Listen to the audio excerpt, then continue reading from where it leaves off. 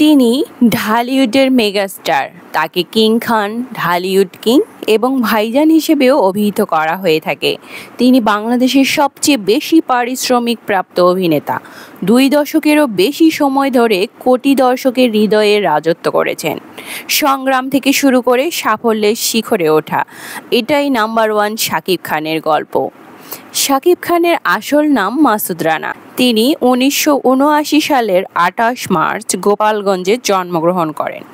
ছোটবেলা থেকেই চলচ্চিত্রের প্রতি ছিল তার অধীর আগ্রহ। যদিও পরিবারের পছন্দ ছিল অন্য কিছু, তবু তিনি অভিনয় জগতে প্রবেশের স্বপ্ন আঁকড়ে ধরেছিলেন। 1999 সালের সোহানুর রহমান সোহান পরিচালিত অনন্ত ভালোবাসা চলচ্চিত্রের মাধ্যমে তার বড় পর্দায় অভিষেক ঘটে।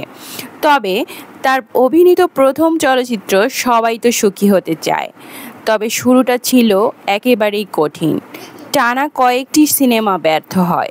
অনেকেই ভেবেছিলেন তিনি হয়তো টিকতে পারবেন না, কিন্তু সেই ব্যর্থতাই তাকে আরও শক্তিশালী করে তোলে।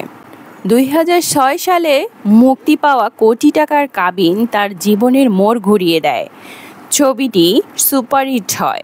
পরবর্তীতে পিতার আসন, চাচ্চু, আমার প্রাণের স্বামী, প্রিয়া আমার প্রিয়া, মনে প্রাণে আছো তুমি, বলবো কথা বাসর ঘরে, বসগিরি, শুটার, রাজনীতিসহ অসংখ্য সুপারহিট সিনেমা উপহার দেন তিনি।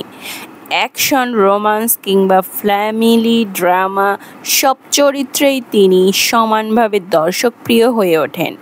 ভক্তরা স্নেহ ভরে ডাকতে শুরু করেন নাম্বার 1 হিরো। আপনার প্রিয় শাকিব খানের সিনেমা কোনটা? কমেন্টে জানাতে ভুলবেন না। আর আমাদের চ্যানেলে নতুন হয়ে থাকলে অবশ্যই চ্যানেলটি সাবস্ক্রাইব করে পাশে থাকবেন।